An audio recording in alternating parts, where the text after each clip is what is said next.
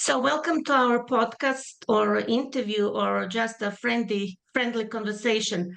I'm thrilled to have with us today Luis Gallardo, a visionary social innovator, entrepreneur, and author. Luis, thank you for joining us, and above all, thank you for finding time in your really busy schedule. Well, thank you so much, Branca. It's always amazing being with you and learning from you as well. So very happy to be here. Uh, so, right to the point, Luis, you are the founder and president of the World Happiness Foundation, the most comprehensive global platform for leaders, institutions, and initiatives committing to realizing a world where all people are free, conscious, and happy. There are over 80 agoras in 40 cities on all continents, and I'm proud to be a member of this community. So, given the scale of your vision and the global reach of the World Happiness Foundation, do you believe that the goal of creating a happier and more conscious world is achievable? And if so, what steps do you see as crucial in realizing this really ambitious aspiration? Yes, thank you so much for that question. Dreams are dreams. You cannot question them. So they happen. And what we are dreaming here is a world, as you said, with freedom from fear, consciousness to be and to understand and to move from a state of moving in autopilot to actually understanding why we do things and what is the reason behind. And then happiness. Happiness is very important. We say it's not about being happy, it's about being happiness because we embrace it, we embody it. And when we are as a verb, not as a noun, then we are really activating the system in order to achieve balance and harmony, what we call fundamental peace for everybody. So I feel that combination of freedom, consciousness, and happiness is really the essence, is really the roadmap to basically achieve a world where everybody has the right. That's the way we look at happiness. It's a right. We have a fundamental right to be happiness, to be happy and not to be unhappy. So I think that sometimes we consider this just a commodity. It's like, well, of course, we'll be happy at some point. Well, actually, it's a right. It's a fundamental right. And when we are happy, we know that we can achieve more, we can innovate more, we can create more. So much that we can do. So yes, that's the ambition, that's the dream, that's the manifestation at the same time. It's a combination of factors. And it will happen because nobody can question your own dreams. Yes, it's okay to dream big. Why not? So everything starts with the dream, right? Yeah. Right. You have authored seminal works like Capitalism and the Exponentials of Happiness. And for you, happiness is a human right and a life choice, an enabler of human development and social innovation. So, can you share with us what actually drives your passion for happiness and social innovation? What makes you get up in the morning and do all the things that you do? Yes, the drive here is coming from I would say equanimity. Equanimity. I think that's a big word. It's a big value. It's a big virtue. I feel that we all deserve the best for our lives, and equanimity is a driving force for humanity to achieve the best, not just individually, but actually collectively. I think that the capabilities that we can develop when we have equanimity are huge. And that's a driver for me is when I see people suffering, and there are a lot of people suffering in so many ways, and many people suffer in silence with invisible disabilities. We were very close with the whole space of neurodivergence and neurodiversity. It's 20% of the population. don't even show the depth of their handicap in many ways. I think that when we combine the 20% of people who are neurodiverse and neurodivergent, the 20% of people who are actually born from families that are not structured, and then they ended up going to prison, is suffering in silence because they have to basically follow rules they don't want to follow, like joining the army. All these families that are not structured is close to 20% of the population in the world. And then so many people suffering from violence, some suffering from violence is not just war, there are 3 stages of violence. And on the first stage, it starts with insulting somebody, mocking somebody. So when we understand how much people are suffering in so many ways, that's what keeps me really focused on moving, is that it's quite a lot of people. On the other hand, there are so many people thriving. So many people who really want to give, people who understand that basically our purpose in life is serving others and giving. And when you realize that, basically what we want is to bridge those who want to serve with those who are suffering. And then together we can elevate consciousness, freedom, and happiness for everybody. But that's really the driver. I think the driver is equanimity for all. Thank you very much. You mentioned serving, and servant leadership is also a buzzword right now. And you also mentioned equanimity, and it's a crucial part of mindfulness, which I'm very interested in and really deep into. I would like to ask you, how do you see the collective impact of mindfulness contributing to this broader mission of creating a happier and more conscious world through these platforms that you have organized? Yeah, thank you so much, Veronica, for asking that, because mindfulness is the beginning. If we want to start somewhere to say, okay, what is the first step? The first step to really create a world of freedom, consciousness, and happiness for all is self-compassion through mindfulness. So that's the beginning, is loving oneself. So we are fully charged to love everybody. In order to love oneself, we have to be mindful about how to do that.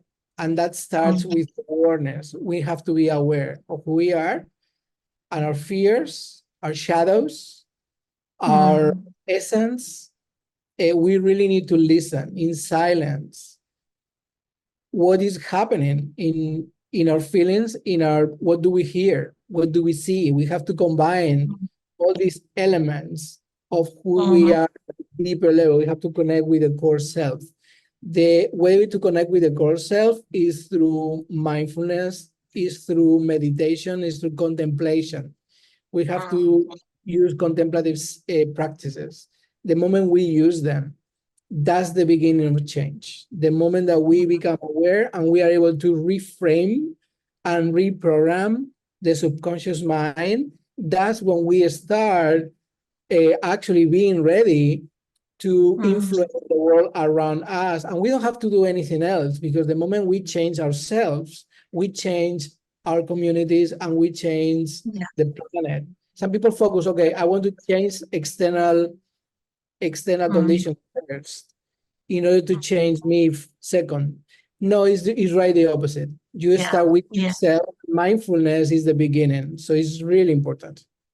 Yeah, that's my view as well. So we need to focus on the here and now, and everything else will come by itself. So when we know how we feel in our body, what are our thoughts? I think this is really, and I agree with you completely, that's the first step of changing ourselves, and then start changing the world in concentric circles. So it will actually happen by itself.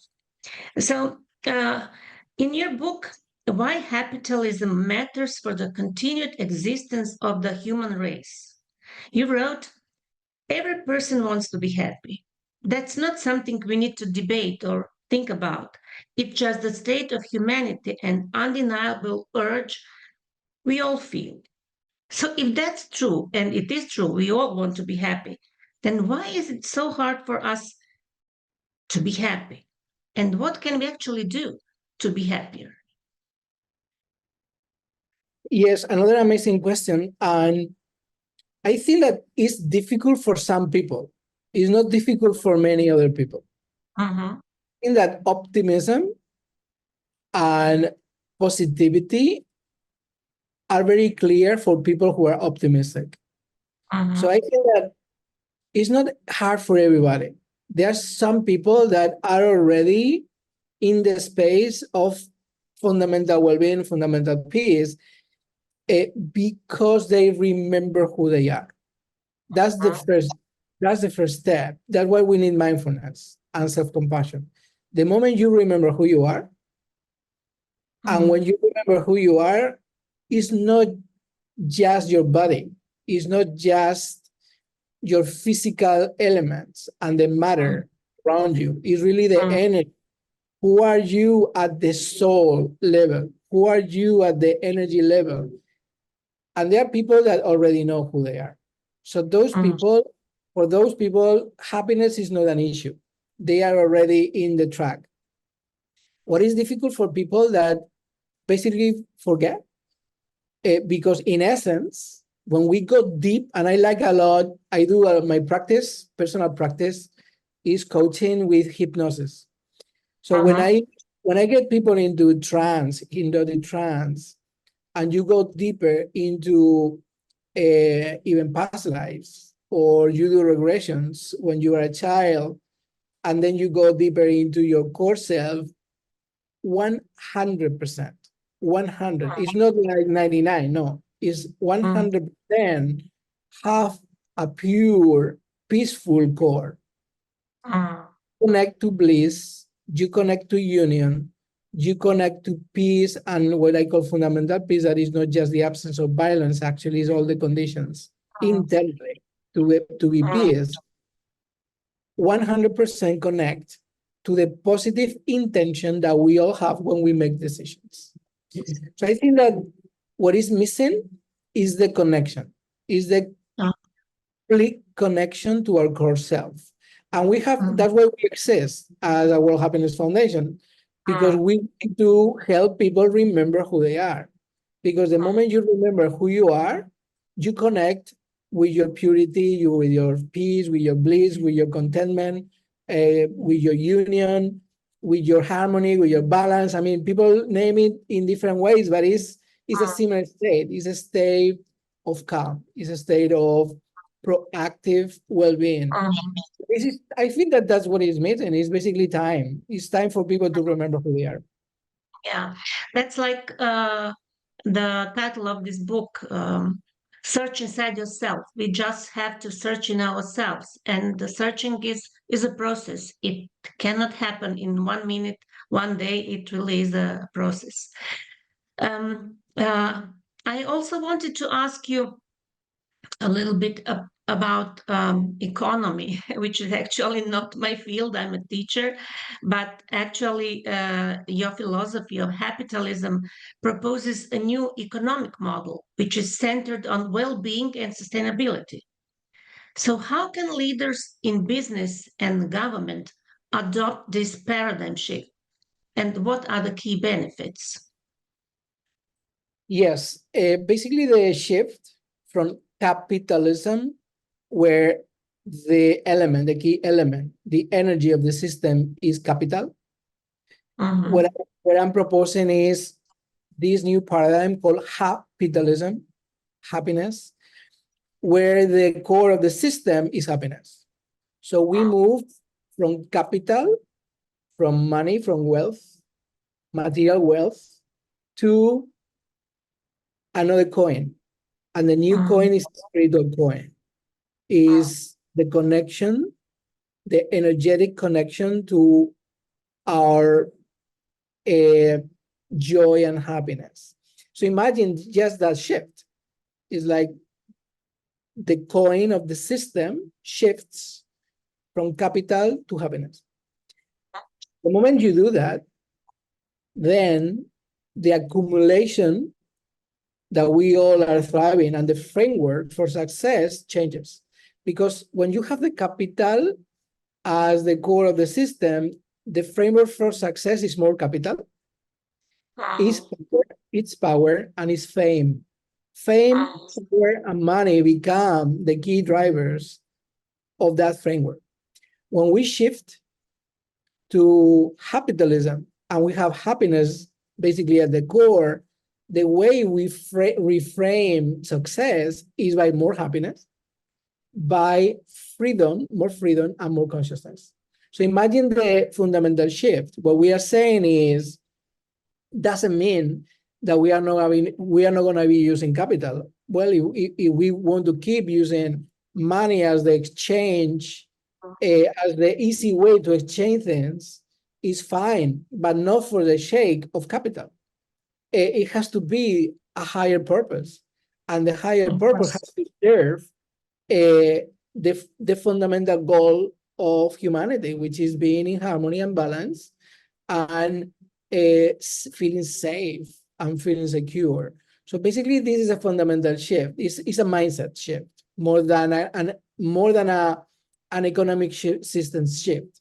Is when you change your mindset, then you change everything around you as well. So imagine what we are proposing. We are proposing silence and contemplation as the core of education system, the new education system, where kids are learning about their emotions from the beginning, where they are able to manage and be conscious about who they are from the beginning.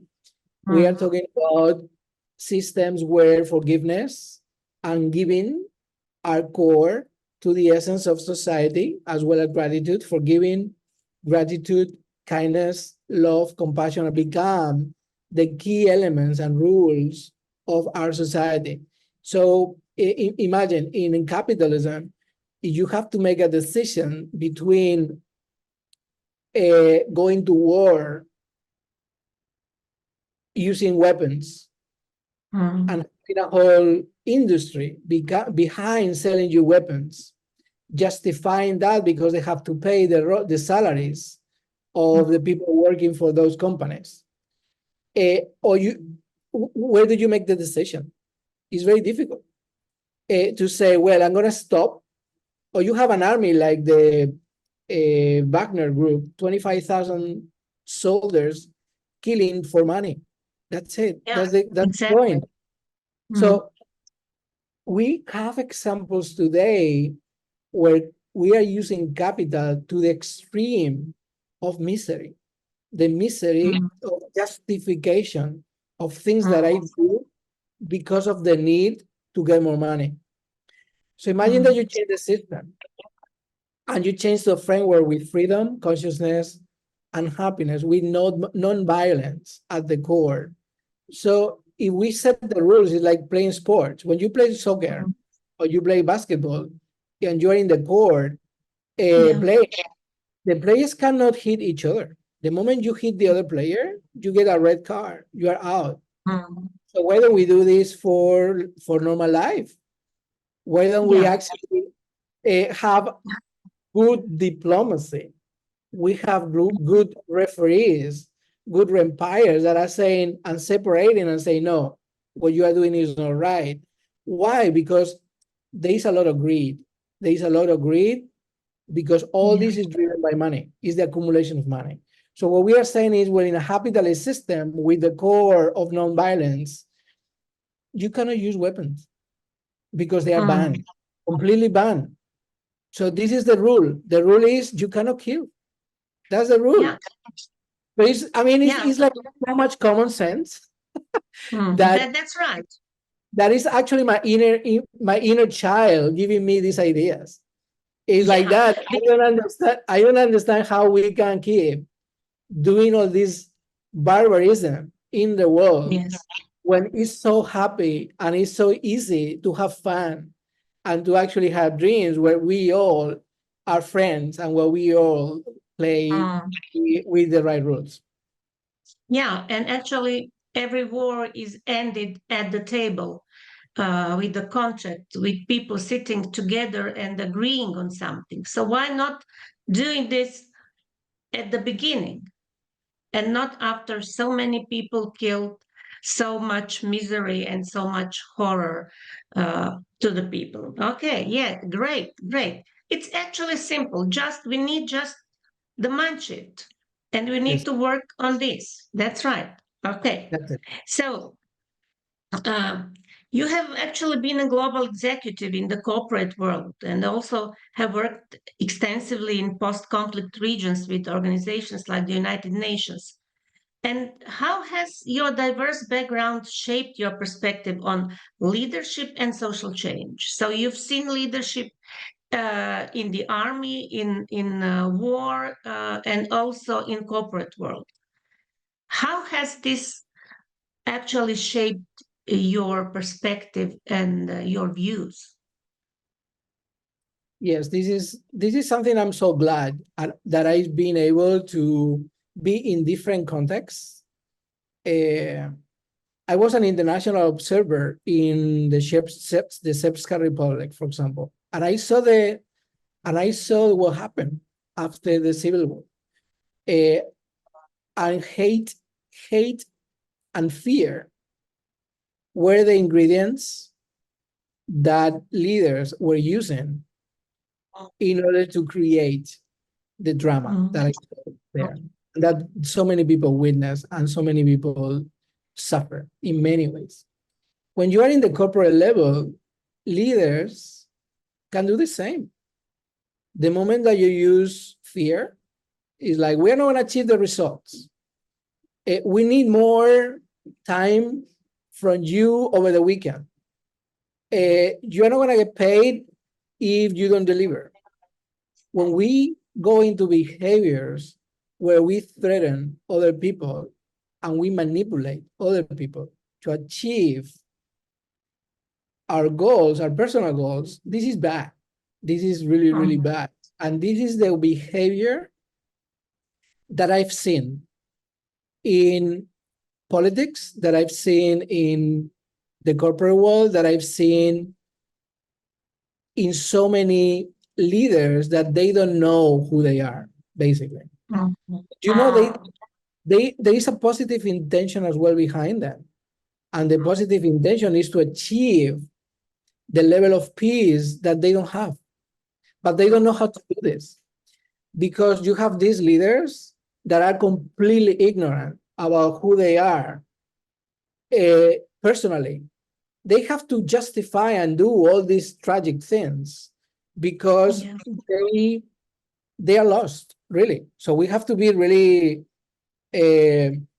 sad, and we have to pray if we believe in religion, and pray for these people because they suffer too much. So that's what I learned. What I learned is that regardless of where you are, if this is a company, is a school, if this is a government, anywhere, if you are not connected to your pure essence, then you're going to justify your actions and you are going to be harming potentially other people. And it doesn't matter where you are. Yeah. The issue is when you are in a top position and you are that person that is struggling, your decisions are going to be having a ripple effect in millions of people, in millions. So the higher your power is and the higher you are in the decision making, the more opportunity for people to suffer if you make the wrong decisions. So I think that as society, we need to structure our rules really, really well. So we cannot allow these people to get to those positions. And when they get to those positions, they have to be removed very fast. If we believe that they are not peaceful minds, that if they are not feeling compassion, if they are actually out of touch with their feelings. So this is my key learning. We should really work hard, and I think education is very important to create a new humanity that is rooted in compassion and love and kindness. So we get leaders at the top level that they make those decisions based in those values. So this is what I saw. I saw this everywhere in the world. The moment that you get into a space of ignorance about who you are, and you combine this with the greed of power and fame, then many people can justify whatever they want because they are going to find the narrative and they are going to manipulate everybody using fear and hate in order to achieve what they want.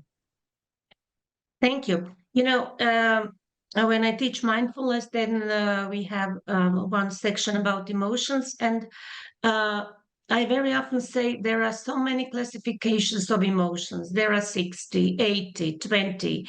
In different languages, different number of, let's say, labels of emotions. And I personally like the classification which says basically all emotions can be joined to one of these groups.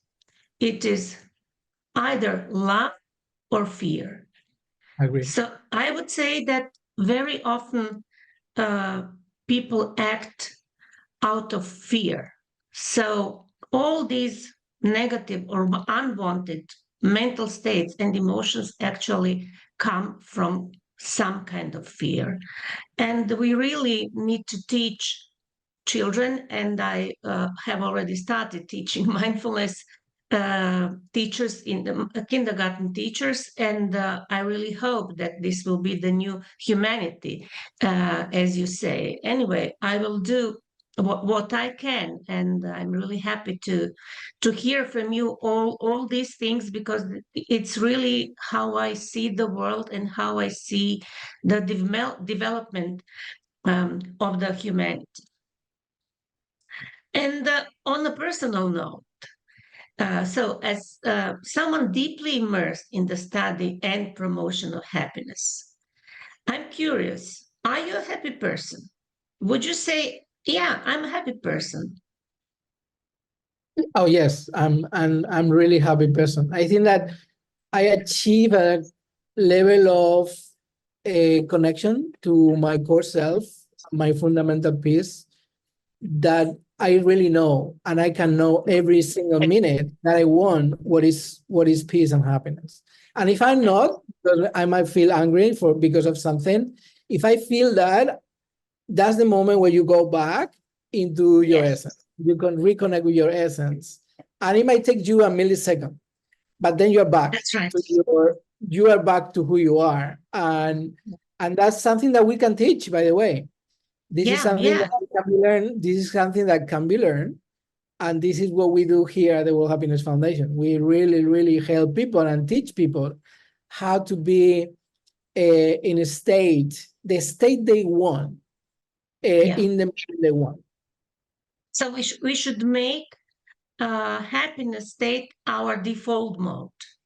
And we simply, when we have a justified anger or any other unwanted feeling or thought, we really just need to go back to the default mode, as you said, to find in our deep, true self and deep core where everything is peaceful, everything is love. There is no place for fear. Um, so, for you, what are the key ingredients of happiness, both from your personal perspective and within the framework of capitalism that you advocate for? Or what are the practices or rituals that you maintain your happiness? Yes, and this is very much linked to the question before, is there should be a place for all our emotions. Because our emotions is the way our mind is connecting the subconscious with the conscious mind. So I think this is very important. We understand the moment that we are feeling something is because we are connecting subconscious mind with conscious mind. So in this case, my first practice is we don't oppress, we don't oppress, and we don't escape any emotion. If, for example, now I hear an alarm, and basically, and my subconscious mind basically starts sending these signals of fear, then my thinking is going to be about what's going on. There might be something going on. And then I expand my thought into whatever based on my beliefs. So, for example, if I have memory of being in a space where when I was a kid, I remember my son when we live in New York, he was going to a kindergarten, and the kindergarten was on top of the fire department. So every time that there was an alert and the firemen were leaving with the trucks, it was really, really hard. The sound was. So I still remember after we didn't realize, but we realized that after a few weeks moving to Spain, where we live is complete silence, my son was awake in the middle of the night because of the silence. And he was saying, well, no firemen, no firemen. So basically the sound was already in his system. And for him, he learned how to sleep with sound because they were taking naps. And during the naps, they were, regardless of the sound, they were actually integrating the sound in their sleep. So imagine to what level we are conditioned from very early age about the way we understand who we are and the way we feel. So I think that not oppressing our feelings is very important, not escaping from them. We have to integrate them. The moment we realize that in low vibration, we have shadows, and those shadows are in us, we cannot oppress them. We have to understand them. We have to embrace them. We have to hug them. And then we have to understand that when we are in higher vibration, then we are going to get into another state of essence, and a state of something much more balanced and harmonic. So I think that we all go through the day between low and high vibrations. That's why we're going to be feeling so many different things. And we have to understand those feelings, and we have to embrace them. We have to welcome them. And then the moment you welcome them, they dissolve. That's right. You have to listen to them. And that practice, just the practice of listening to whatever is huge. It's so amazing. And once you practice this often, then you realize that you are able to dissolve and to get into a state of harmony as often as you want. But you have to listen first. It's not oppression. It's listening. Exactly. After all, fear is a useful emotion. Imagine going through a life without fear for a child. That would be really dangerous. So we just need to know how to deal with emotions, because all of them are welcome. All of them teach us something, bring us a message, but we need to know how to deal with them. Good. And my last question, what message would you like to leave our audience with today, especially the ones in leadership roles? What would be your key takeaway for our listeners or viewers? Yeah, it's an invitation. It's an invitation to be happiness. Sometimes at some point when we say, okay, I understand that happiness is good, that well-being is good, that peace is good, we have to move beyond understanding to practicing it. So what I would recommend is to be happiness, embody it, and be the change that you want to see in the world. That's it. Is you want peace, be peace. You want kindness, be kindness. You want happiness, be happiness. That's and that's the beginning. If you don't know how to do that, then call a therapist, call a coach, call a teacher, go to school, go to the forest, embrace and hug nature, activate your happiness. Happiness is not the activator of happiness. It's a different. People confuse what activates my state with the state itself, and this is different. So we have to learn how to get into that state using the right tools. And that will be my invitation. Learn how to do this. You have time. Every single human being can have a mindset shift in minutes. It is not about long, it's not the whole life. I mean, yes, for some people, it might take not just one life, but many lives. But for most people, it's completely possible to have a mindset shift in a few minutes. The moment they do the right thing with the right tools. So that's my invitation. Explore, learn, and be whatever you want to see in the world. Yeah. So I agree with you completely. And I would say that the starting point to get to know yourself and start on this self-development journey actually is mindfulness. Learn to pause and to be. And this is then the way forward. Thank you, Luis, so much for sharing your insights and inspiration with us. It's been a truly enlightening conversation. And of course, it would be great to have you in person in one of our next conferences in Croatia. And I hope you'll find time and opportunity to visit our beautiful country and join us I and love share to. you. I love to. I'm ready. I'm ready to go. So hopefully I'll see you very soon. Okay. Thank you very much, Luis. I'll stop the recording now.